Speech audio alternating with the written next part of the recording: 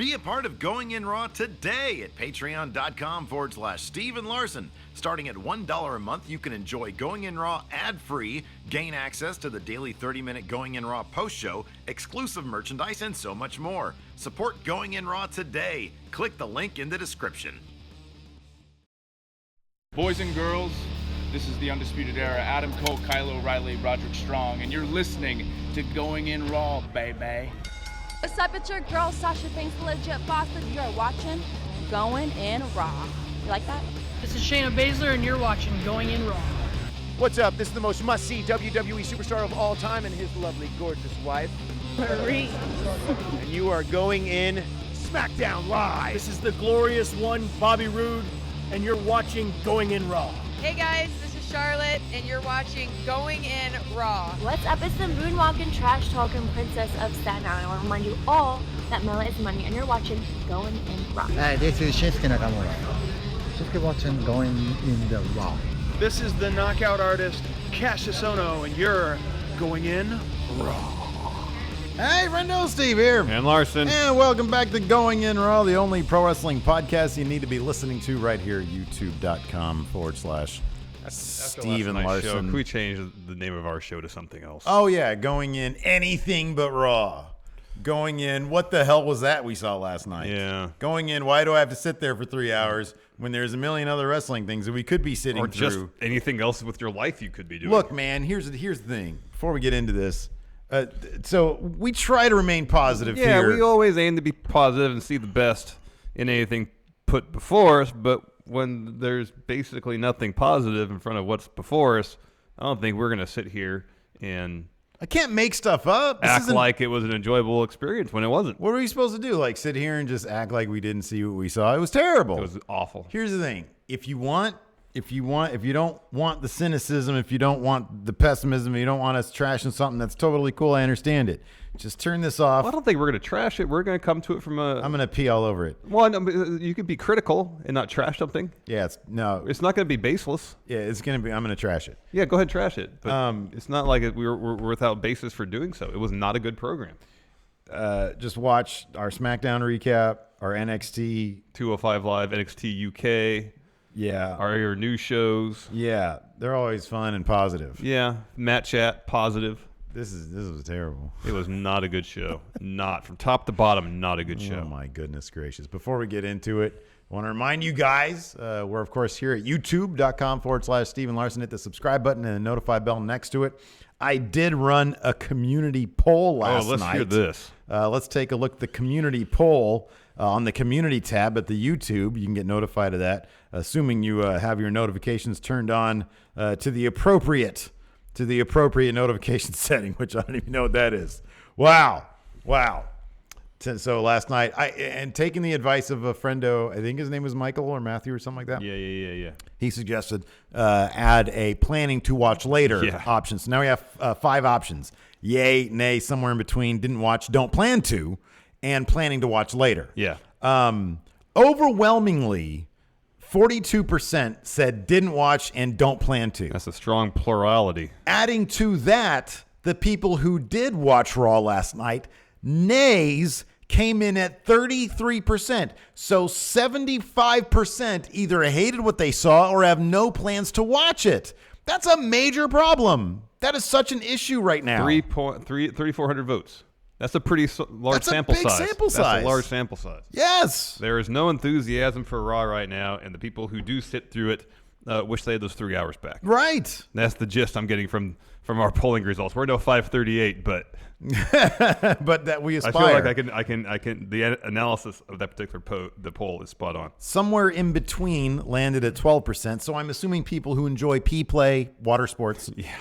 Somewhere in between 12%. Maybe, They're like, wow, awesome. Got some urination. That's great. Or if you're just a really, really huge Baron Corbin fan, this episode is for you. Baron Corbin put in 12. What's 12% of 3,500? That's all Baron Corbin. Creating new, yeah. And even he didn't give it a yay. No, 300 and something other votes.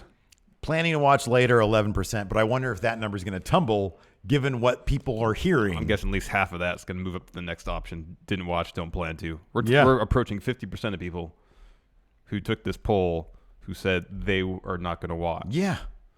This is WWE's flagship program. This Yes! is the show everybody should want to watch. There should be excitement, anticipation week after week for you to watch Raw because it's WWE's A show, at least in their eyes.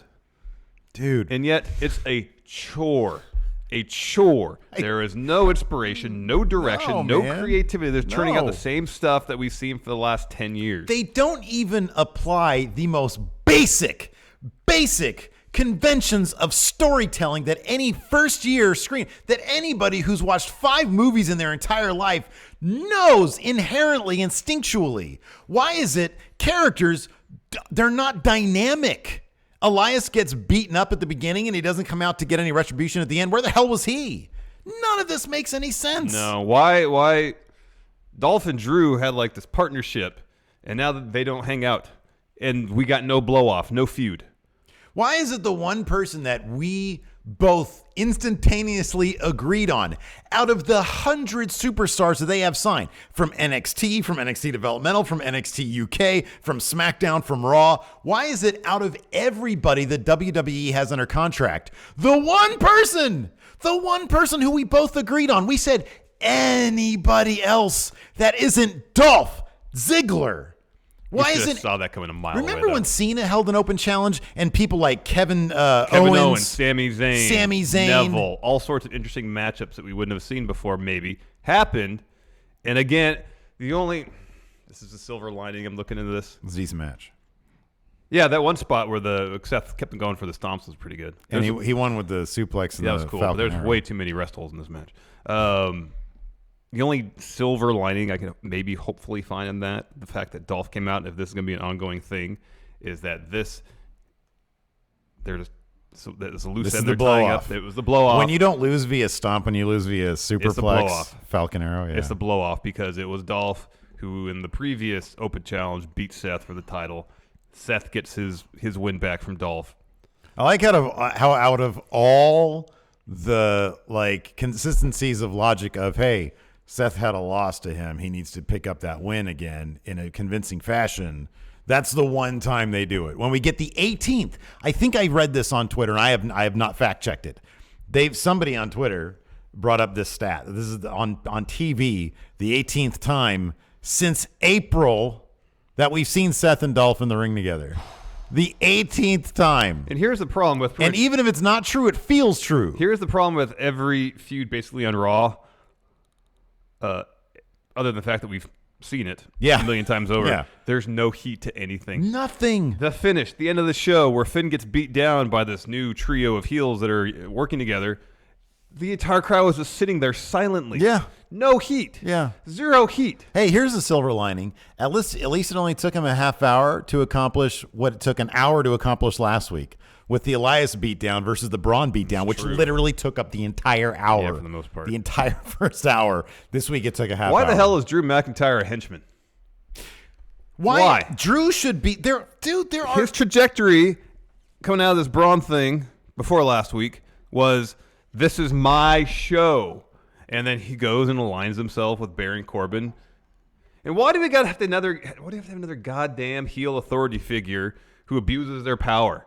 It's like they keep on going the same well. What are we going to do? I don't know, have a heel GM that abuses their power. Cool. Now we got 2 of them. Yeah. Now that Alexa Bliss he's multiplying. Is running the women's division. Yeah.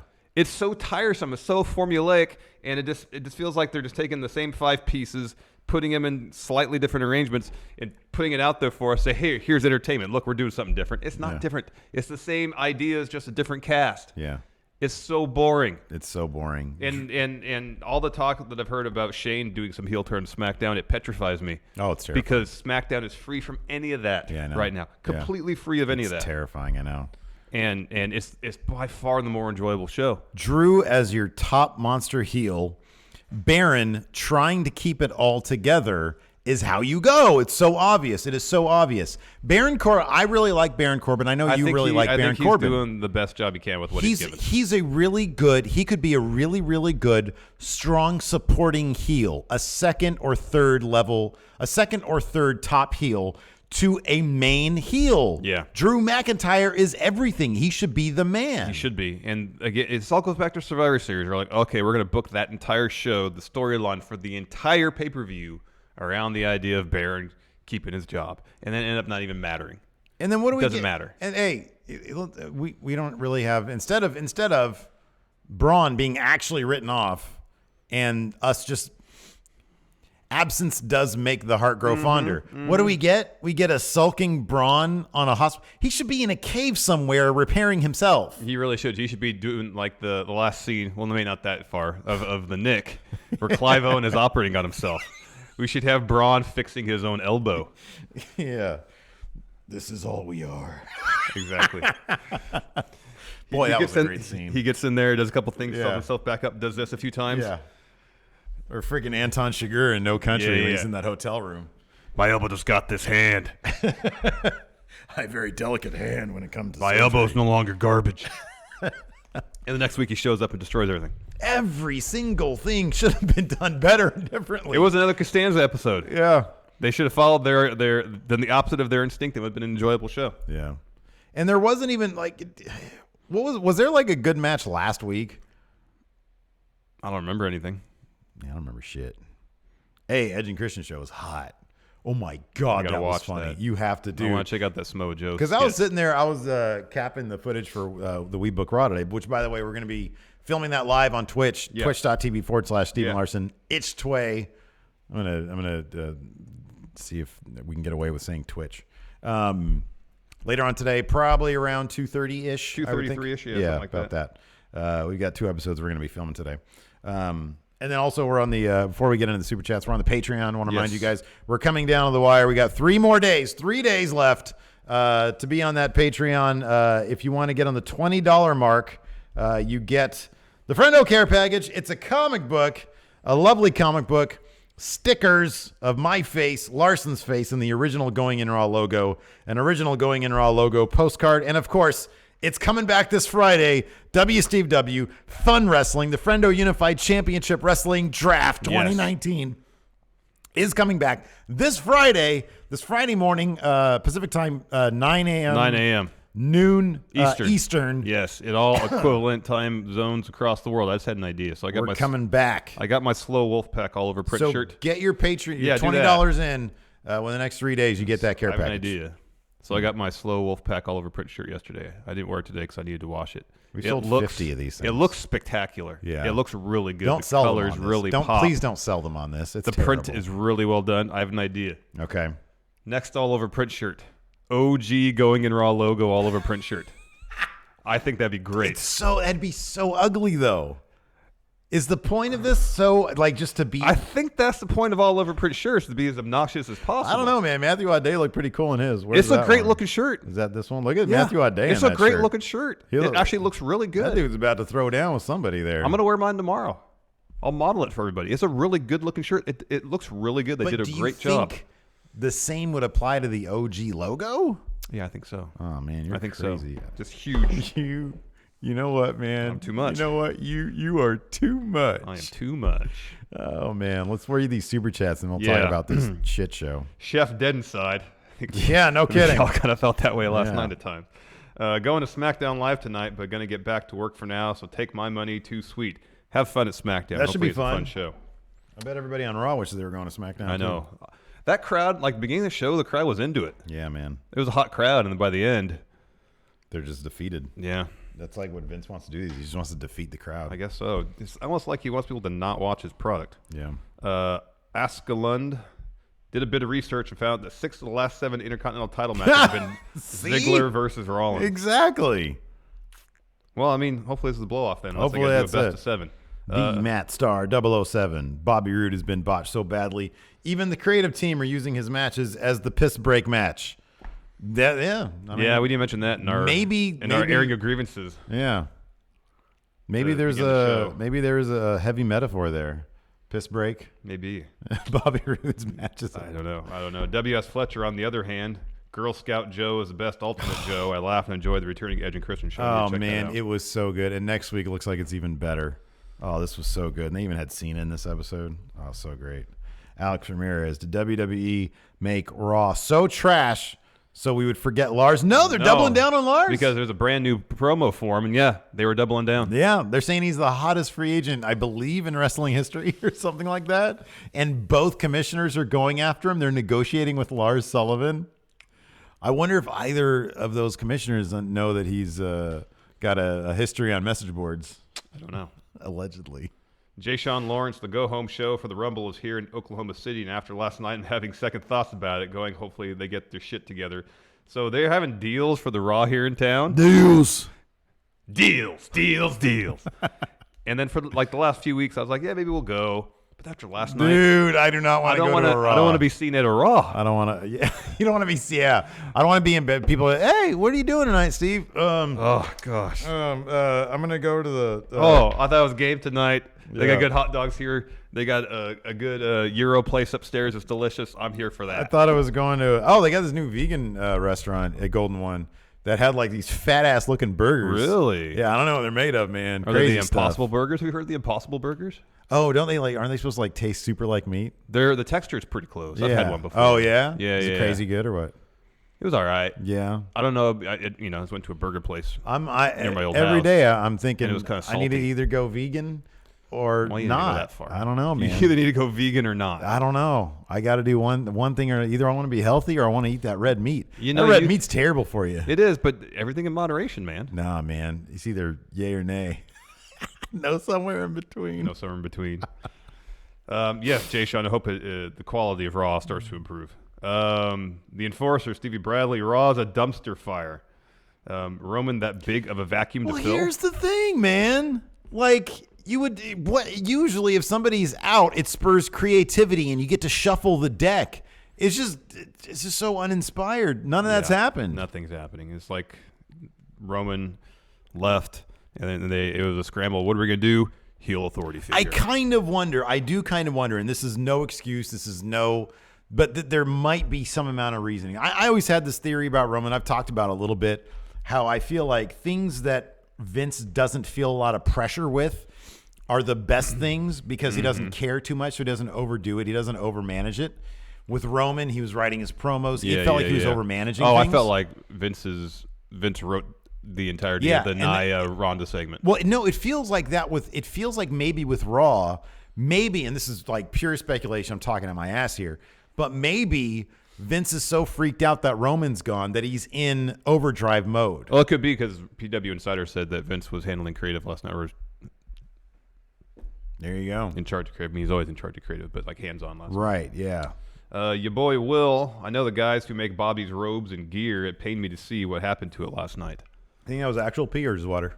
It wasn't actual pee. It was just water. Yeah. But still, it was put over a toilet seat, and then when Drake walked away, the auto flush kicked on. So I got toilet water on it. Yeah, can you salvage that or not? I don't know. We were talking about soiled pants yesterday. I'm sure you can dry clean it. Probably, right? Yeah. You're not just going to get rid of that. No, right? It's probably a $10,000 robe. It's probably expensive, about $10,000. Timothy Strathman, Nia and Tamina need a manager like Bliss or Leo. Yeah. Nice. Terrible on the mic, dude. That was not good. And Fiend Kicks. I was wondering, I was considering tickets for the Rumble here in Phoenix. Not considering anymore. WWE's not in a good spot right now. I am anxiously awaiting those ratings from last night. Oh, yeah. That third hour drop-off is going to be massive. It's going to be huge. It's going to be absolutely huge. Will it drop under 2 million? Boy, that'd be something else. What was it at last week? 2.1. 2.1. I think the third hour is 2.1. I don't know, man. If it drops under 2 million, that's got to be... You think? The silver lining it might be if it drops under 2 million, it might kick somebody in the eye. I don't care what people say. They're gonna give a shit if it drops under 2 million. Yeah, ratings may not matter, but it doesn't mean people don't care about it. It's an indication of enthusiasm. Yes, and enthusiasm's in the toilet. Yeah. We've seen... Oh, midwife Bray Wyatt. I forgot about that. God damn it, that was so funny. Oh, yeah. On Edge and Christian. I know what it's like to be a mother, even if I don't have a vagina. He said vagina. Oh, my God, dude. He was in character. He wanted to laugh the entire time. Gosh, that's pretty funny. Oh, it was good. They made a fart sound when a baby came out. Between ratings going down, attendance across the board seemingly down, it's just all bad. All right, well, let's hop into it. We got one more super chat here. Let's get this done. Rook the Crook. I was in the crowd for the Bobby Sister segment, silent with the crowd at how bad it was, and this episode was worse to sit through than that. Really? I don't know, man. See, here's the thing. I'm not gonna say this is the worst Raw ever. Other people have said that. Plenty of other people have said that, or at least worst of the year. I think in recent memory, the Bobby Sister bit and then Bayley, This Is Your Life. I don't think there was anything in this episode that like literally hurt to watch, sit through. I mean, besides the entire episode. Yeah. But that one moment, there was nothing painful to watch. There's nothing that you were sitting there and you were embarrassed to watch. Like the most embarrassing thing for me was the Ronda promo. Yeah, because she was saying, when you change the history of the course of the world and hit Becky Lynch, I was like, what are you even talking about right now? You know probably why that happened? Because probably Vince rewrote it 5 minutes before she had to go out there. That's probably why. Anyways, show kicked off with Baron Corbin. He was flanked by Drew McIntyre and Bobby Lashley. Baron dropped a promo talking about how they beat down Braun. They're the best. He's going to be permanent Raw GM. Yeah, I think we got a recap, too. That was a little bit, yeah. Great for Baron. Bobby was on the mic next. He called everybody in the audience a beta male. Yeah, I mean, that's kind of funny. Then Drew talked. Because I like that. Then at some point we got Corey actually had some good one-liners last night. We had some conversation between Renee and Corey about, I think it was Elias being a beta male or not. I don't know. It's such a stupid term. You gotta. But it makes me laugh. You gotta find little bits to enjoy. Yeah, Corey. 3 hours of crap. Corey does a good job. Oh, he does a good job, and they have him like relentlessly going after Renee Young, which is so dumb and so ill-advised. But it kind of makes me chuckle. Their back and forth about yoga stuff was pretty good. Yeah, that was pretty funny. The gender match. Yeah, that was funny. Anyways, Drew's turn to talk. He throws the Titantron. Showing the beatdown of Braun last week. Back to Baron, and he says, I sent a camera crew to follow Braun to Alabama in preparation for his surgery. Yeah. So we got that. They're trying to insert logic. I sent a camera crew. Why would Braun talk to Baron's camera crew? Why wouldn't we just get Michael Cole saying, we have a message from Braun Strowman, just so they can get the Milwaukee pop? I know. I'd rather be there in Milwaukee. I know. Well, he's trying to chew his arm off and go out there and fight again. No, you're just sulking. You're just sitting there shirtless, sad. With all the bruised makeup on his arm. So ridiculous. Yeah. Back to Baron. He says he expects Braun to forfeit his match at TLC, or he won't be at TLC, but he's not going to cancel the match. He expects Braun to forfeit. Therefore, Baron will be permanent general manager of Raw. Lights go down. Guitar strum of the E minor chord. It's Elias on the ramp. Yeah. He drops a promo, sings a song. Moderately entertaining. Yeah. No, Elias is good. It's just there's two things about Elias. Number one, the fact that I mentioned this earlier, it doesn't make any sense for him to get this ridiculous beatdown where they don't even write him off necessarily. They don't beat him down to the point of, oh, Elias, he had to go to the hospital. Yeah. Explaining why he doesn't spend the rest of the episode, or at least this is the opening segment. 3 hours later, tell me this dude isn't hot, pissed off, ready to try to jack the authority. Limp out. Yes, with his guitar, starts swinging it What's wildly. left of it. Yes. I know. Because then people will be like, oh, that's cool. It's almost like they don't want anybody to get over. It feels that way. Yeah. They don't want anybody to get over. Yeah. People want action. They want people to react. None of these characters are reacting to the events that are happening. That's what makes it so boring. Yep. Nobody's reacting. We know that nobody's going to come down there. Except the heels. Except the heels, exactly. It's boring. Like Baron Corbin says, Drew McIntyre, and he leaps to it. Like Drew's going to supposed to do that. He springs forth from Rawgate. Anyways, this Elias Lashley match wasn't bad. It was all right. Towards the end, Elias hits the top rope elbow. Elias could be huge, man. Oh, heck yeah. Leo pulls the ref out during the pin. Of course, the ref calls for the bell. But Baron and Drew are ringside. Baron restarts the match.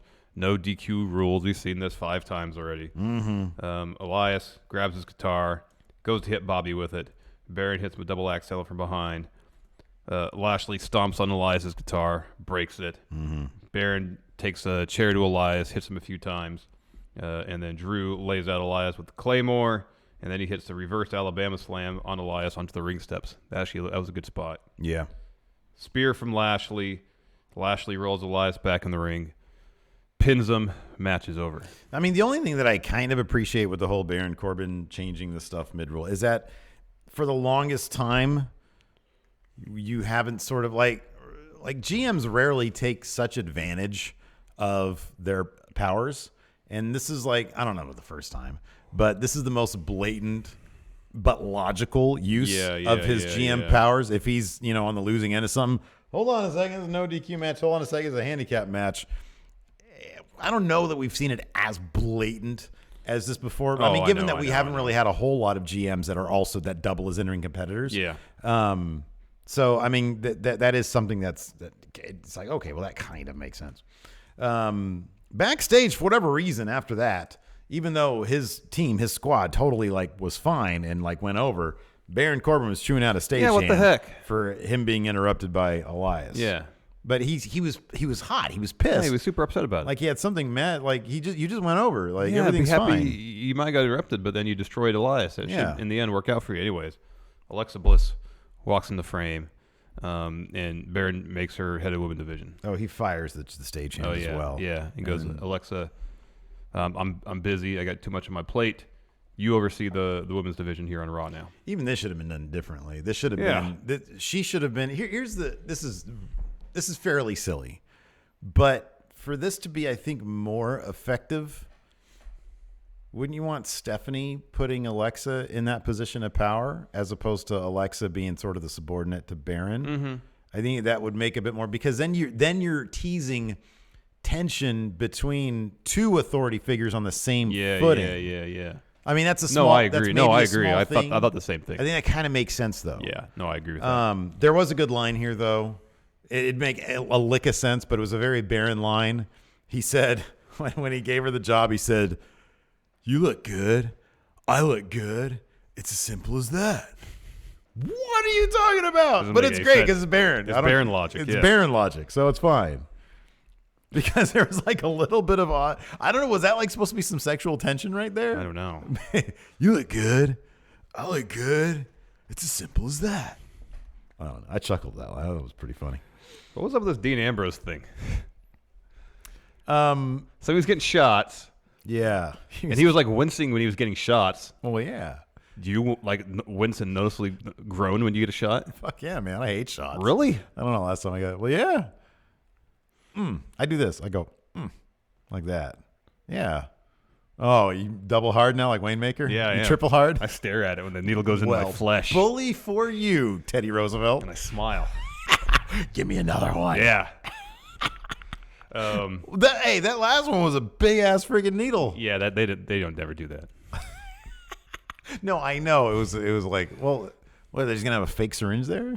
A gimmick needle? Well, he didn't actually get any of those shots. No, I get that. I'm just saying, if that needle was that big, and it was going into his hip. Well, syringes and needles of that size does exist. I take you don't use one for an actual injection. I do take your point though, because this guy was like a deathmatch guy in CZW.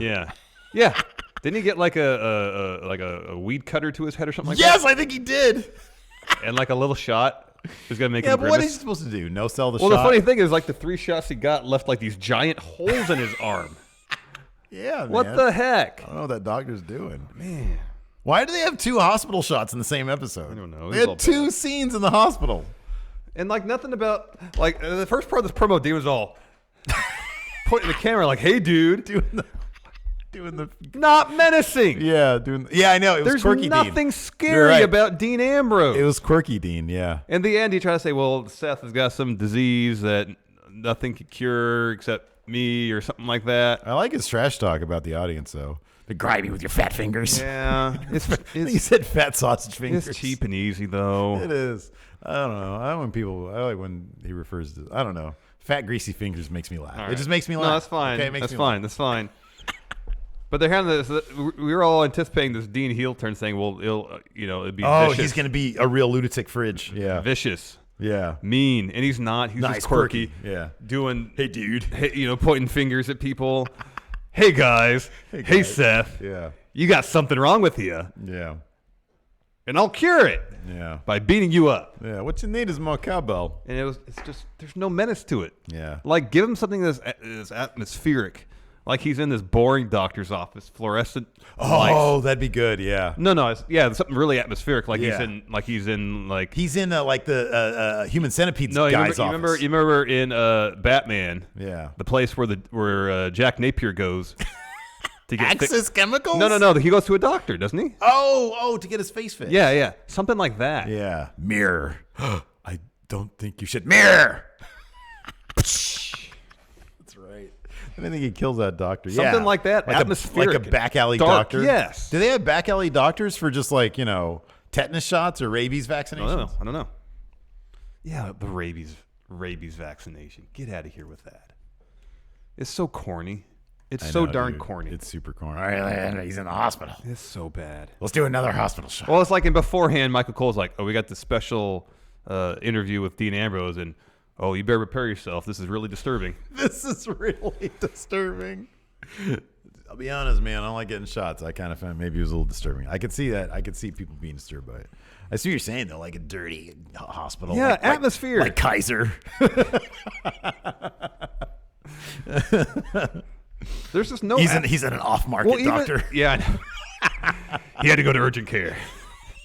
Med 7. I know. Ooh. Like even the parking lot thing he did where he burned his shield vest. Yeah. It was quite obviously just the parking lot behind the arena. Give us some atmosphere. Next. Oops. What did you do that for? I don't know. I did that. I don't even know where that came from. Next, Lucha House Party versus Revival. What the hell happened here? Revival come out. They complain about how last week's match wasn't fair because it's 3-on-2. Yeah. Good point. Yeah, that's a really good point, actually. And then the bell rings, match starts. JoJo says, this match to be fought under Lucha House Party rules. Yeah. And Revival's like, what the hell? And then here's the thing. Yeah. Commentary says, I think it was Michael Cole, maybe it's Corey Graves, said, I spoke to Baron Corbin about this. He doesn't know anything about this. Yeah. Who was making the rules? Oh, man, nobody. Come on. Nobody is, man. This was the opportunity for Revival to get an even 2-on-2 match and get a cheap win. Yeah. That's what this was supposed to be. Oh, Look, man. I like Lucha House Party a lot. They're a ton of fun. Yeah. I like them a lot. And they had all the gold outfits. It was great. Yeah, they look great. They move. They're great. I love them. I love the Revival, too. I just want interesting storylines. And what's interesting about another 3-on-2 handicap match, essentially, where the Revival gets beat worse. Never works. You can't do a handicap match where the faces have more people than the heels. It doesn't make any sense. It doesn't work. Doesn't make any sense. It doesn't work. Because last week, at least, I don't remember the finish, but Dash Wilder was pinned after a move, the shooting star press. Scott Dawson had to take a Salida del Sol That's right. from Kalisto, Yeah. a Senton from Grand Metalik, and a shooting star press from Lindsay Dorado. Now, you could be an optimist and say, well, it took three finishers It took to finish three him. finishers. I mean, he just got... But nobody really tried after one. No. They just all said, oh, here's an opportunity for all of us to do our finishers, and that'd be really cool. Revival gets embarrassed. Yeah, man. I think Vince has been reading some Kafka or something, man. He's got all these people locked in these Kafkaesque nightmares. Why? I mean, it really is. It's nobody knows. It's really WWE Universe is locked in that nightmare. I talked to Baron Corbin. He doesn't know. Even the authority figures don't know who's making these rules. Was that the trial? The absurdity of the justice system. Yeah. Yep. Oh man! But then Corey Graves and Michael Cole very seriously said, "Hey, listen, people. The Raw commissioner, the SmackDown commissioner, they're locked in heated negotiations for the biggest free agent this side of Mars. His name is Lars Sullivan." Brand new video package. Yeah. What did I say? It's fine. Anyways, they doubled down. Doubled down on Lars. Doubling down on Lars Sullivan, man. He's a hot free agent. I was laughing. I was cracking up. They started talking about a free agent. I was like, are you shitting me? Are they about to say Lars? They just said Lars Sullivan. They totally just said Lars Sullivan. The hottest free agent. Don't they watch our show? I thought they watched our show. He's in trouble. No, we never said he was in trouble. We wondered if he would be. It was in my. I know because there was a question mark. I put Lars in trouble. Yeah. Question mark. I'll have to revise and it. What did we ultimately say? It's up to Vince. It's up to Vince. Yeah. All right. He's good. He's good. Next, there's Nia Jax promo. She's not good on the mic. Dude. That was not good. was not good. I've been I'll be honest with you, I've been sort of back and forth on this whole, she legitimately broke Becky's face, and now they're running with it, which I totally get. Like, there's lots of precedents for that. People have done this before. The problem is, good example. We watched Survivor Series 97. Owen Hart. He knows how to run with something like that. Yeah. He messed up, busted up a guy, and he knows how to run with it. Nia Jax is not good on the mic pretty much ever. Like, she's not terribly good. When Nia Jax is probably best when she's just sort of being herself, and even then she's not really all that great. I've said this before, and I still feel this way, that when she's talking trash in the ring, the way she carries herself in the ring in terms of her character, she's pretty good. Yeah, no, here's my bottom line on Nia Jax is I think that she, unlike a lot of people out there, I think she's fine. I think she brings a unique look to the women's division, and a unique aspect as well. I think that she has an imposing presence. I don't think she's a bad wrestler. I think she's a fundamentally okay wrestler. Yeah. And just, her look, her size alone, I think, brings her to the dance, and that's fine. I just don't think she should talk. And I think it makes things worse when she comes out there and she tries to play up the heel aspect of things. Well, she's trying to play up the heel aspect, but kind of be the charming heel. Yeah. She's like, here, look what I did. Yeah. I was picking the scabs off my hand from busting Becky Lynch's face. Mm-hmm. It's kind of a weird thing to say. She said like crusted blood. Yeah. But that's just a scab. Yeah. Yeah, it sounds cool though. Crusted blood. Yeah, but you say I was picking the scabs off my hand. That doesn't sound cool. I feel like that's a band that like Liam Wagner would be pushing. Oh, Crusted Blood. Crusted Blood. Yeah. You want a flyer for Crusted Blood's playing tonight? I'll have to use that somehow. Yeah. That sounds like a 10 pounds of flesh competitor. Yeah. Oh, Crusted Blood. Yeah. Oh, he's just one walking scab. That's fucked up. That's gross. Ew, gross. Anyway, this Nia Jax promo was not good. No, it wasn't, because it was probably written 5 minutes before they went out. And then Ronda came down to the ring. Made things worse. Although the crowd was chanting Ronda Rousey. Yeah, she was over. Were they in her town or something? No. Where is she from? She lives in the L.A. area. Oh, okay. She's billed from Venice Beach. Oh, yeah. Okay. I don't know where she's from originally. That crowd, I mean, they were into it. I was surprised. I was expecting Becky chants. Although she did seemingly sort of out of kayfabe say, thanks, I appreciate that, guys, because they were chanting for her. Yeah. No, she's from Southern California. She's born in Riverside. But yeah, her promo was bizarre. It was weird. She said that weird line that just, I couldn't focus after that. She said, because she was saying, she's putting over an eye, she was saying, it was no fluke that you won the Battle Royal at Evolution. You deserve this title shot. And then you went and changed the course of human history in the world by punching Becky Lynch in the face. I was like, what the hell did you just say? What? That didn't make any sense. No. I don't know. It was awkward. It was weird. She didn't seem prepared, but I'm not going to put it on her because I've seen her good on the mic. Yeah. I do feel like this is Vince 5 minutes before rewriting stuff. Entirely possible. I lost my pen. Whoops. I'm getting a new one here. New one. So then Nia and Tamina start acting all imposing to Ronda, like they want to throw down. Natalya tries to run out and make the save, and then she gets attacked by Riot Squad. Well, okay, so Nia says, Ronda had said her piece. Nia started to talk a bit more and then said, I know what they were trying to do, but you can't do this live wrestling. It just doesn't work. She said, I'm trying to stall for time, which just feels like something out of, I don't know, a Marvel movie or something. I remember this like from Ragnarok, the opening scene in Ragnarok, when he's waiting for his hammer to come from a ways off to come get to him, and he's trying to stall for time talking to this big villain guy, right? This big lava guy. I feel like that she was stalling for time for the Riot Squad to come in and beat up Ronda, even though she had already outnumbered Ronda 2-1. I know. But now the Riot Squad just came in to beat up Natalya. I don't think they put a finger on Ronda. Ronda came and chased them off. But why did Nia say I'm stalling for time? I thought that was so that Riot Squad could get there. Maybe just so Riot Squad can get in place, and maybe Natalya's music is supposed to hit sooner. I don't know. It was a mess. Then the fact is we're both confused right now. Yeah, I know. So Natalya comes running down. Riot Squad intercepts her. Ronda chases them away. Yeah. There's like 5 people against 2. I know. The odds should be in favor of the heels. It really should be. After that, we had Drake Maverick promo where he was saying, well, hey, be face-to-face with a giant and you'll pee your pants too. I don't really think that's how it works, man.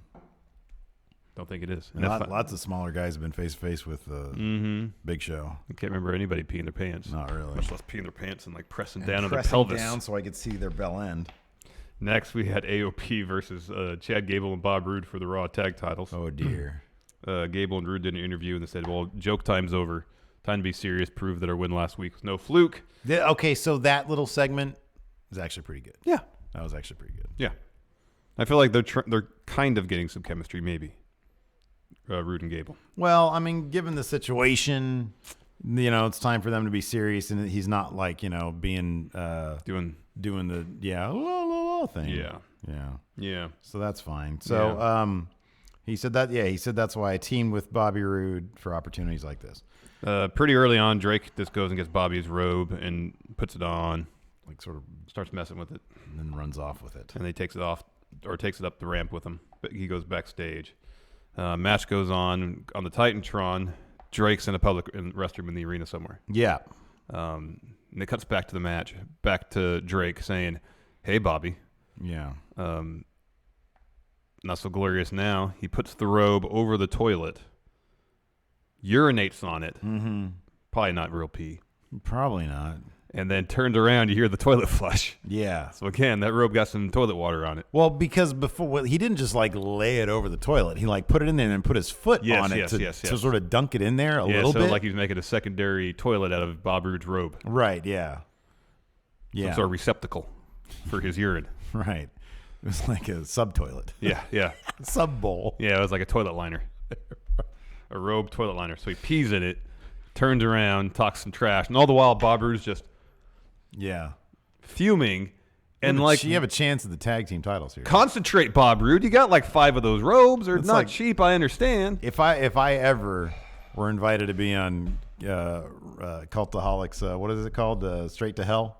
That's like my number one thing is there's too much distraction. Keep your eyes on the prize, Why man. do these people have the shortest freaking attention spans? It's a title match. So that thing that bugged the crap out of me with Seth Rollins. They booked Seth Rollins to be the most distracted person. He's got tunnel vision, man. He does. He has tunnel vision. So predictably, Bob Roode's attention's on Titantron, not on Authors of Pain. Yep.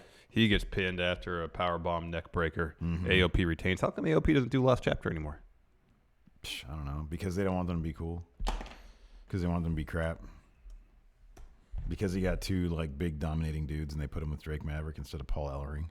Yeah, they have their like, manager. That's the least of my concerns. Yeah. Why'd they take away a cool move? I don't know. Why'd they do? Well, I mean, I think it's all a symptom of the same problem. They don't really know what they have. Mm-mm. They have no idea. They put him with a manager who pees himself, and then the crowd starts chanting AOPP. Yeah. It destroys their credibility. It's funny. And like they need Drake Maverick to pee on Bob Roode's robe for AOP to get a win. Right. That's really what it is. Yeah. It's like, well, we don't want Gable and Roode, who've been a team for like a month and a half, to take a clean loss to Authors of Pain. Yeah. Because God forbid we build up Authors of Pain to be a dominant force. Right. So we'll have Drake Maverick urinate all over Bob Roode's robe, serve the distraction, so that it's kind of a protected loss for. Didn't Bob Roode take a loss against like Connor from the Ascension not that long ago? Yep. It's entirely conceivable that Authors of Pain would dominate a brand new tag team. Yep. And then you tell the story of that tag team. We don't get that level of storytelling. Trying to get on the same page. We don't get that level of storytelling. Very simple. We don't get that level of storytelling in WWE. We get pee-pee. We get urine, yes. Next, Sasha and Bayley are backstage, just kind of talking. And then Alexa Bliss comes in, and she's going to let Sasha and Bayley have an open forum in for the WWE Oh, what universe. a great idea. Let's not have a match. Let's have an open forum. Yeah. Which happened later. Yeah. And it wasn't good either. Then we had a Finn Balor iPhone promo where he was like looking at a Raw shirt saying, because they kept on reiterating this line being from on Baron the Corbin. right side of history. Right. Where pretty much align yourself with Baron or you're going to be on the wrong side of history. Right.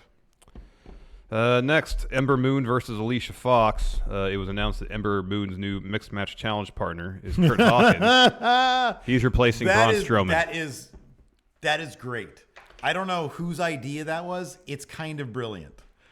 You replace the dude who's probably next in line for Universal title, most dominant force on Raw, with the guy who's lost 236 in a row, 240 matches. In a row. Yeah. It's pretty damn funny. It's pretty funny. Poor Ember Moon. Oh yeah, like she should come off as a lot more depressed, to be honest with you. Yeah, and there should be no glee about any of this. No, she should be bummed out. No. They hit her music, she comes out, she sort of sulks.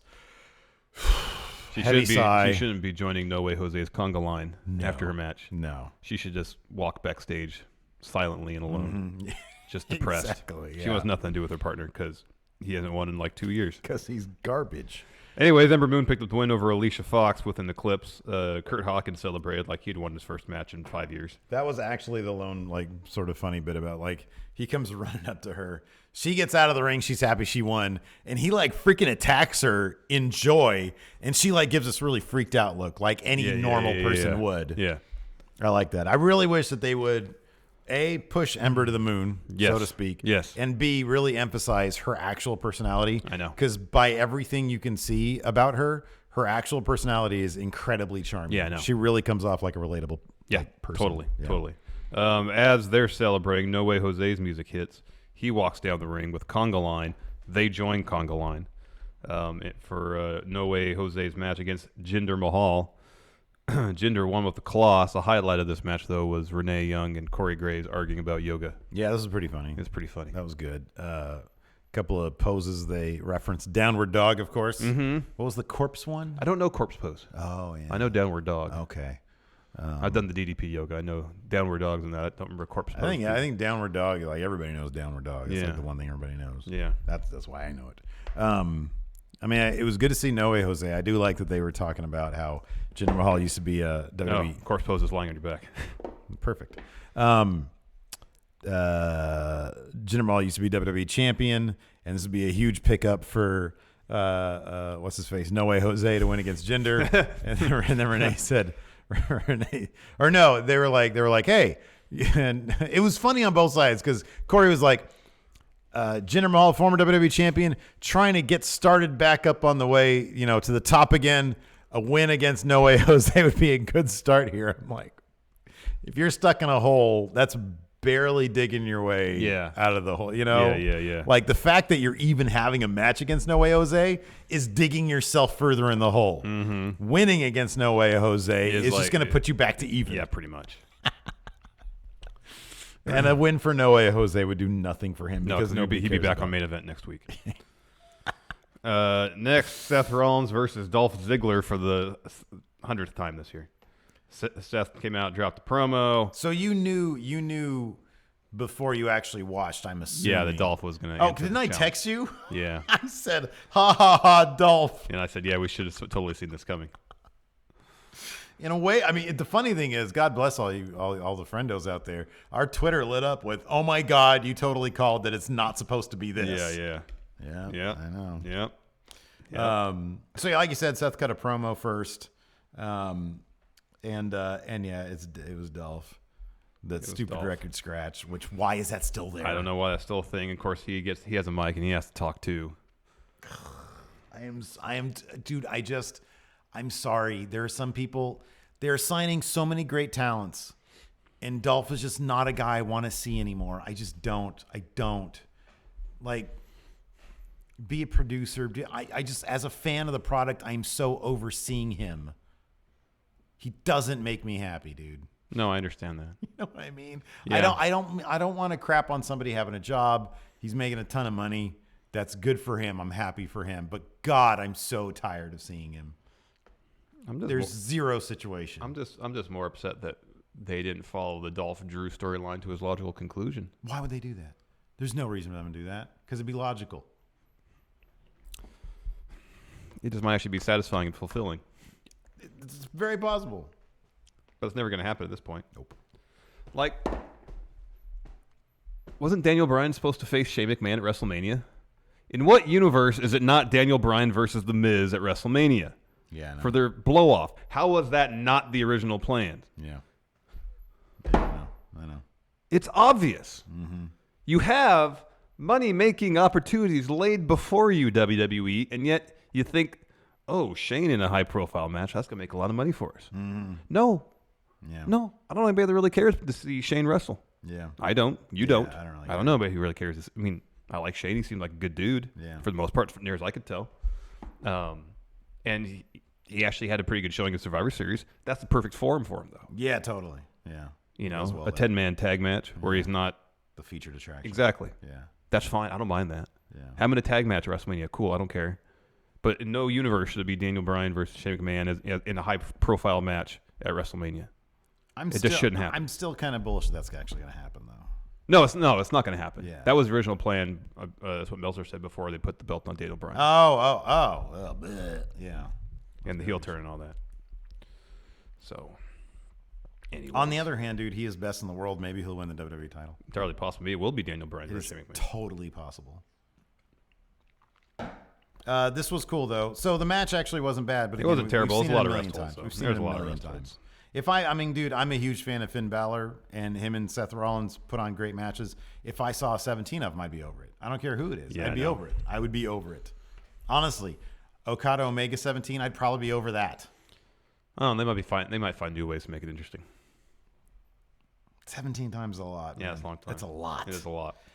Seth did pick up the win after the Superplex Falcon Arrow finish, though. Yeah, that was cool. I've been screaming that Someone that is needs watching. to be a finish. Someone is watching. Someone is watching. Maybe. Next, we had Alexa Bliss. She came out. She introduced Sasha and Bayley. Credited them with helping Team Raw win at Survivor Series.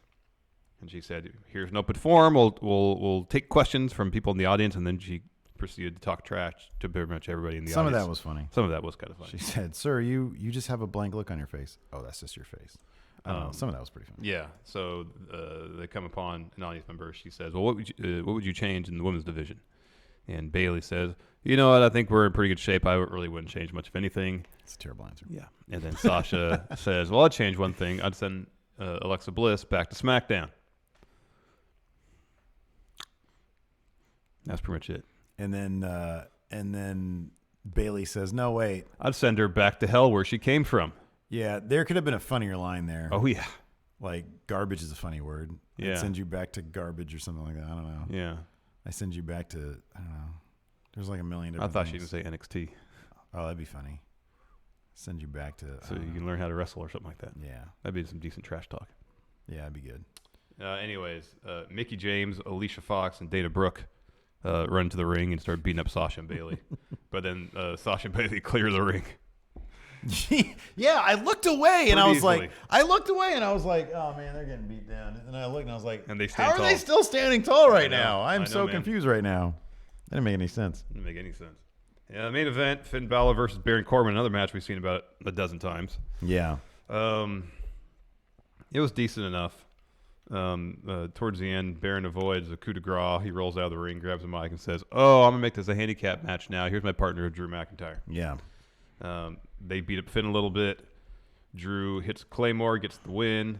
Bob Lashley runs down the ring. He hits his finisher. Corbin in the ring hits an End of Days. Drew says, "Get him up." Hits another Claymore. The heels end the show standing tall in the middle of the ring, and no one is booing. Nobody cares. Not a single person is booing. You know why? Because no one cares, because this is crap storytelling. Exactly. And if you did something like, and here's the thing, when they got, I specifically remember looking at the clock when Drew got that pin on Finn. Yeah, and there's like 5 minutes left. There's 5 minutes left. I thought we were going to get like the Bray return or something. It's like, whoa, Bray's back. Maybe something's going to happen here. Or Elias was going to run down. Do you remember back in the Attitude Era when something like this would be happening and somebody... by the end of the segment, there'd be like 12 men around the ring. Right. Like half the roster would be down there. Or at least the glass would break. Now, Elias doesn't really have glass-breaking-esque music. However, if that chord struck... that starts off his theme song. Imagine this. Imagine you just hear, you see them in the ring beating up Finn. You hear the chord, the E minor. Yeah. And he does it backstage, and he just sprints down the ramp. Yeah. That's all it takes. Yeah. Even Nitro had that sense of urgency sometimes. You just see DDP with his rib tape on, and he's like limping to the ring. It might all end with the NWO beating everybody up. Yeah. But at least if Elias runs down, there's a pop. The audience gets out of their seats. The reason for them to care. They start caring. Even if he gets beat up. He gets beat down. They boo in response to that. I know. When you have 3 heels out there against Finn Balor, of course they're going to beat him up. Why do you care? Why do you care? You don't It's care. the expected result, so why do you care? Why should Bray elicit Wyatt any was result? backstage last night. I know. It would have been interesting if he'd come out to help Finn Balor. I know, because what side is he on? It would have been something different. He's injected into kind of the main event scene again. Yeah. Something's happening right there. Yeah. I know. It would have been interesting, different. It would have been something. We have a SmackDown preview Yeah, let's talk now. about WWE's Real A show. Yeah, man. Styles, I just started. AJ Styles' response to Daniel Bryan's shocking actions tonight on SmackDown Live. What you're about to see is shocking. Since his year-long reign as WWE champion was brought to a screeching halt by Daniel Bryan, AJ Styles has not been seen on SmackDown Live. That will change tonight when the Phenomenal One returns to respond to the new WWE champion ahead of their championship rematch at WWE Table, Ladders, and Chairs in 3 weeks. What will Styles have to say? Find out tonight on SmackDown Live at 8, 7 Central on the USA Network. The new Daniel Bryan. Did you watch my 365 Daniel Bryan? I live right here in Gainesville. That's where I'm billed from, but I live here. SmackDown Women's Champion Becky Lynch returns. The man is back. SmackDown Women's Champion Becky Lynch makes her return to SmackDown Live for the first time since she revealed she was not cleared to face Ronda Rousey at Survivor Series after suffering a severe concussion and broken face at the hands of Nia Jax, instead choosing Charlotte Flair to replace her. The Queen showed a ruthless side against the Raw Women's Champion, battering Rousey with a kendo stick and a steel chair. Will the man have anything to say about her former friend's new attitude? The Usos try to knock off Thebar. The Usos continue their hot streak by notching a victory over the New Day to earn the captaincy of Team SmackDown at Survivor Series, then leading Team Blue to victory. They actually recognize it. Hey! And the 10-on-10 tag team elimination match against Team Raw by emerging as the Bout's sole survivors. Now Jimmy and Jay Uso will turn their attention toward Team Blue's top tandem. Some decent alliteration there. SmackDown Tag Team Champions Thebar. These two teams will clash in non-title action Tuesday night. Can the Usos thrust themselves back in the title picture, or will Sheamus and Cesaro prove why they set the bar for tag teams? Jeff Hardy celebrates his 20th anniversary in WWE. 20 years ago, Jeff Hardy joined WWE alongside his brother Matt and revolutionized the industry with his daredevil style. Tonight on SmackDown Live, the charismatic Enigma celebrates 2 decades of awe-inspiring moments, championship victories, and countless ups and downs with the WWE Universe. What does the former WWE champion have planned for this special occasion? I hope it's like a concert with his band. Ooh, that'd be great. The Itchweed Band. Yeah. Find out tonight at 8, 7 Central on USA Network. It'd just be great if he had the debut of Itchweed. Yeah, that'd be cool. That'd be awesome. That'd be great. More Itchweed. Let's answer some questions. We have a ton of super chats. We do. Don't talk, just listen. Why the F does the Raw Tag Division revolve around P? I've never seen a worse episode in my life. It's pretty bad. It's pretty bad. Not good. But maybe go back to watch like when Diesel and Mabel were hot. You can see some pretty bad episodes. Yeah, that was of bad Raw then back too. then. It's been a lot of bad. But yeah, in the modern era, it's been pretty bad. Although somebody did I think on Twitter, somewhere, somebody said, maybe it was here in chat, said early on, makes you yearn for the League of Nation days. And I was thinking, no, that was really bad. That was just boring. I do prefer this batch of heels over the League of Nations. Come on, man. Yeah. You got Drew, so I guess Drew. so. But Rusev was having a good time in the League of Nations. Yeah, but that stuff was horrible. That stuff was horrible. It wasn't good. I'll agree there. Let's see here. Lots of guaranteed people. I'm in the Discord right now. I don't see anybody tagging us. W.S. Fletcher, yes, midwife Bray. So funny. Cody Miles has a suggestion for non-news, but I don't know, man. We might have to do another daily. Punk would listen to Young Bucks about wrestling return. Oh, yeah, I saw according to Bleacher Report. He's like, I need some money. Fiend Kicks, I have the fear Vince will make Lars the new George the Animal Steel. He'd be eating turnbuckle padding within 3 months after debuting. That actually would be. He actually looks a lot like him. Yeah, and I would actually be down with that. Yeah. Jimmy Thomas, I thought Tamina was gonna sucker punch Ronda. Oh yeah, that'd have been cool. Mr. Blue 7, which was worse, the Forum or This Is Your Life? This Is Your Life, because it was long and it was painful to watch. Oh, it was painful. That was really painful to watch. Yeah. The Jack Daddy ref, Rich Hardesty, they referenced This Is Your Life, too. Nothing like reminding us about the worst ever Raw segment, arguably the worst ever episode of Raw.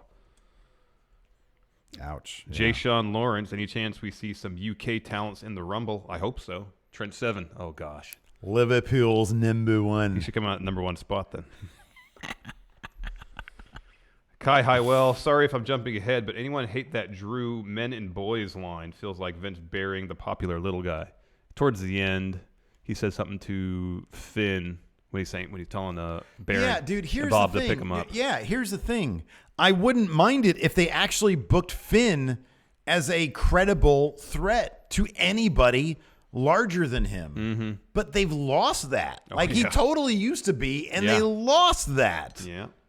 Yeah. Jonathan, I fainted getting blood work, woke up to a juice box. See? There you go. Brumakian Productions. This is why I watch SmackDown Live and work Monday nights. Yeah, man. Might be onto something there. We just got to start coming in and doing a live stream of We Book Raw. Yeah. During Raw, and then the next day cover We Book Raw. Yeah, do our own recaps. Yeah. Jonathan, the doctor said, oops, I missed. Way worse in my mind. Oh, yeah. Keenan McCarty, with New Japan putting out 2+ shows a week, why watch Raw? Fair question. Oh, that's funny. Cody Miles, I don't know if this is actually a thing, but he says, I normally get an email from WWE asking opinions after every Raw SmackDown pay-per-view about 2 hours after. Huh. He says, guess what didn't go out last night? So maybe he didn't get one. That's interesting. Well, he obviously didn't get one, but Yeah. I didn't know that was even a thing. Yeah, I didn't know that either. Rich Hardesty, Steve looks like a broken man talking about Dolph. Yeah, it's a mess, dude. Chris, almost choked on my drink laughing at the video title. Well, this is an interesting question. Jacob Anderson, does WWE believe they're telling good stories? I don't know if they really think they're telling stories. I don't think they care. I don't think that's, I honestly, here's the thing. That's not on the agenda. It's not, I don't think it's on the agenda. I really don't. I think maybe for SmackDown, maybe for SmackDown. That's a huge maybe though. With Raw, it honestly doesn't feel like that is something that is being given consideration. No. It's just week to week, fill in the gaps, strictly out of Vince's instinct, his whims, yeah. Nate Williams, I would love to see you guys get Zack Ryder do an intro for Going in Raw, saying you're going in Raw, woo woo, you know it, and wink at the camera. Well, there you go. Put that on the list. The to-do list. The to-do list. Robbie High, do you think the writers secretly want Vince out? I would imagine it's probably an incredibly frustrating process. Oh, yeah. But it's probably, if you can, I would hazard a guess. If you can divorce yourself from what can be an emotional process of creation. Yes. If you can divorce yourself from that and understand that you are working in the presence of an interesting personality, Vince McMahon. Yeah, putting it mildly. It's probably, you can probably get through your day and you probably might have some longevity. I just think that. Well, you have to approach your work as if you're not as if you're a creative person, but essentially you're a button pusher. Yes. You have to be okay with it. You have to. I would think there is probably some really, really fascinating fly on the wall stuff that all writers in WWE are witness to. Yeah, and you have to appreciate that as opposed to I want to see my creation get on TV because I really doubt anybody sees their creation in its purest form get on TV. I can't believe that they do. Yeah. Mr. Blue 7, why isn't SmackDown leading the ratings because Raw is trash? It's because the perception exists that Raw is the A show. Yeah, so more people just instinctually watch. And on top of that, I wonder if there's some people watch Raw, they get exhausted. Why would you want to watch wrestling again the next night? Yeah. You know? Entirely possible. Let's see here. I'm going to go to Patreon. Brumakian Productions, tips on how to fix Raw. Well, here's the thing. You can't. So saying better creative isn't going to work. That's not going to work. Yeah. It is very simple though. I do think that, you know, what do you want to accomplish? Yeah. In your end game, you know, month to month or pay-per-view to pay-per-view, what do you want to accomplish? Who do you want to be standing tall? What do you want to get out of these things? And then you go back here 3 weeks earlier and you build to there. Yeah. You go from here to here. You got to have at least a modicum of planning. a vision of direction. And that's honestly it. That's really it. Where do you solidly tell me where do you want to be here? What do you want to do? I have a story. What are the beats? Let's plan out those beats. And barring injury, see the story through to the end. And I understand that injury can totally be a thing. Yeah. So be willing to stray from that, insert different people. Like I understand, dude. I understand it's not easy. I totally get that booking wrestling 5 hours a week, or if you take Raw 3 hours a week, 2 hours and 20 minutes, whatever it is a week. I get that it is a tall task and there are so many moving parts, and I get that. But simple storytelling. Why didn't Elias show up at the end last night? I know, man. It's just not a priority for him. It's just not a priority. It's not. It's not a priority. It's not something to care about. Larson's Black Cat stepfather. If you had full control of WWE right now, who would be your current champions on both Raw and SmackDown? Well, SmackDown I think is pretty good. I wouldn't really change anything. I wouldn't change anything on SmackDown. I think it's great. I'd have Drew McIntyre as the Universal Champion right now. I mean, that's a whole other issue. Yeah. I'm supposed to give a damn about that Universal title? It's back on Brock? Why do I even care? Don't care. I don't. No cares. Joe Juarez, Raw is worse. I don't get this. I don't know what that means. I don't know what that means. Don't know what that means, Joe Juarez. Brandon Lusala. Steve, what's your favorite impression of yours? Right now, it's Liverpool's. I just like saying Liverpool's number one because he puts his finger up like this. Mm-hmm. Liverpool's number one. You do like that. But Dusty's a lot of fun, and then The Undertaker, people seem to like that. Yeah, that seems like it'd be a fun one. Nate Williams, Raw is feeling like it's slipping into Authority 2.0 territory. It's the point. Authority 7.0 at this point. I know. There's been so many iterations of the same damn thing. I know. Elliott Smith, without Roman, Raw really seems to be lacking. I honestly don't think it would have been any better if Roman was. Yeah, I don't think so. I don't think it would have been better. I don't think so either. Let's see here. Yeah, I mean, the Diddly Doodler says, at what point do we get Drake Maverick giving into this pee gimmick and have him peeing on his opponents? I mean, I guess it could happen in a backstage segment. It's possible. It's totally possible that we're gonna get like a back and forth of pee and poo and like they need to kill that stuff. I do wonder. The bigger question is, if the ratings come in at under 2 million, if the ratings go down even more, is that going to be a flashpoint for change? I would like to hope so, but I'm not optimistic that it's going to be. I mean, we've seen it before where Vince, look, if Vince was micromanaging last night, here's a problem. If Vince is so heavily involved, what else is he going to do? Vince will never step back. No. He's never going to say, ratings are terrible. I must have done something wrong. I'm going to step back. No, he'll probably say, ratings were terrible. I got to do more. Probably. He'll do like a shakeup or something. Let's get new people here. Yeah, no. So let's lay off all the creative and bring in new people. But ultimately, it all rests on Vince's shoulders. There's the bada. In kayfabe, why doesn't Finn come out as Grey Balor more often? In kayfabe, I don't think he understands that the power rankings are as such as they are. He's just like, he's in a red mood these days. Yeah.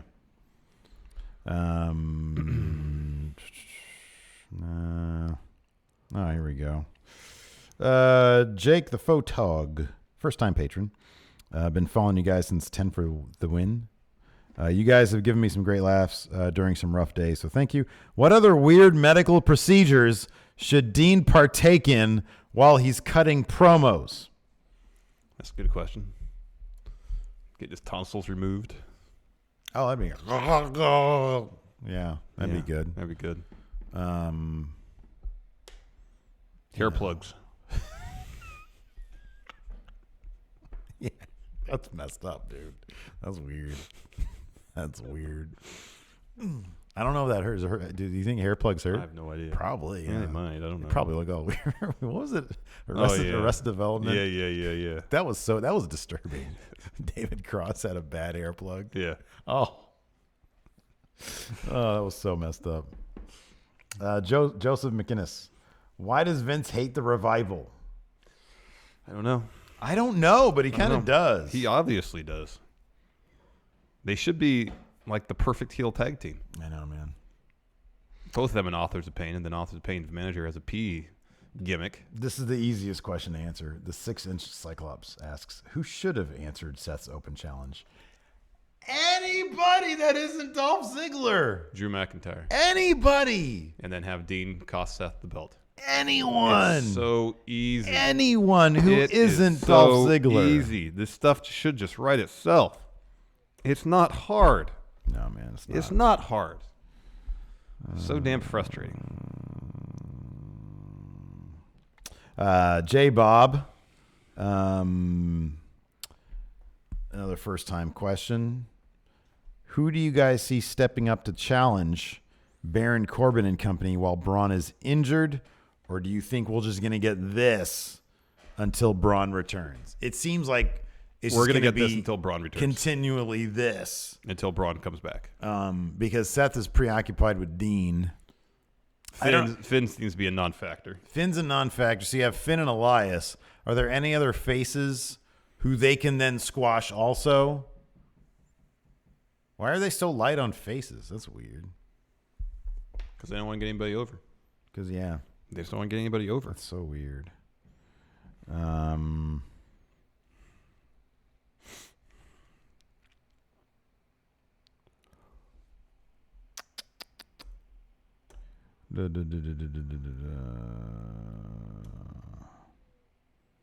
Anything else? Well, I mean, no, I'm looking.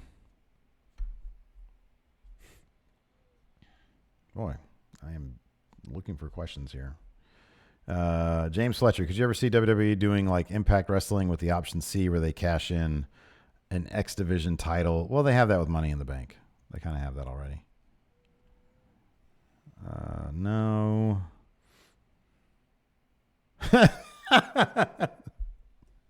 This is pretty good. I kind of like this. This is actually a good point.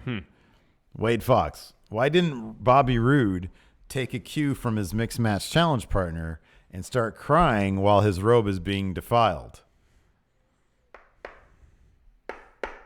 Bobby Roode crying. Like, they're burying his character anyways. Might as well go all the way with it. Might as well. Have him cry over pee. Yeah. Let's see here. Oh, okay. Here we go. Good question. Broken Soundwave. Just wanted to give graduation shout outs to John and Danny on their wedding. And wait, is it a wedding or graduation? Graduations? Maybe congratulations. Oh, okay. Maybe. No, I think you're right. And my question is, how would you reintroduce Sami Zayn and Kevin Owens back to Raw? Hopefully they go back to SmackDown. Wade Love, on a show that was basically dead in his opinion, the Seth Dean feud hit the same beats again, including the obligatory question to Renee about Dean. Is this feud already out of steam? Feels like it. Dude, why? It's been only 3 weeks. And I don't care. And I don't care about it at all. I mean, last week, even though I wasn't huge on last week, they did something. They had an idea. It was a game of cat and mouse with Seth and Dean. That I kind of get. That's kind of okay. This week, it was just, live via hospital, we have Dean Ambrose getting some shots. Yeah. That seemed to really hurt. The deathmatch guy, the hardcore guy. I know, the hardcore guy from CZW. Oh, man. Anyways. Here we go. Here we go. Some clarification from yesterday from Dead Spatula Inc. Patron for a while, long-time watcher, never done a post-show question. Not a question, actually. King Ross is a trademark, and what culture owns that trademark? Cultaholic made fun of it for a while, calling him the catchphrase king, comma, Ross Twiddle, the spoken comma, making it legally distinct. Oh, that's funny. I was legitimately curious about all that. That's interesting. Yeah. So anyways, look at Braun Sad right there Braun. with his big boobies out. Anyways, I think that's good. We don't need to do a pay-per-view today. Yeah. It's just best to... This episode is done. Let's just push on through. It's in the trash. We'll watch SmackDown tomorrow. Exactly. Tonight. But Sorry. thanks, everybody, so much for tuning in. We appreciate it. Patrons, of course, $5 and up. We got a post-show coming up. We do. A bonus episode, if you will. Yes. Some fantastic we got a couple more non-news. super chats here. Stevie sorry. Bradley, remember 20 years ago when Vince didn't want to insult our intelligence? No, I don't. No, I don't either. I don't remember that. Nick Failer, subscribe to PlayStation View to watch Raw. Watch Raw, immediately unsubscribe to PlayStation View. We have a couple more Discord questions here. Mr. Sinister, it would have been better if Dean was at a bar getting those shots instead. You mean shots or shots? Well, he said those shots, so I think he mean that would be interesting. That would be interesting. We'd be talking about, like, how weird was that? He was at a bar getting atmosphere, make it weird. Yeah, that's weird. He's at a bar and some dude's next to him giving him shots. What is that all about? That's a cool idea. Yeah. Or if he's getting drunk, either one would be better than what we saw. Adam Mayhem's #1 fan. Wait, you wrote this? On a scale of 1 to 10, how bad does Bobby Lashley want to go back to Impact?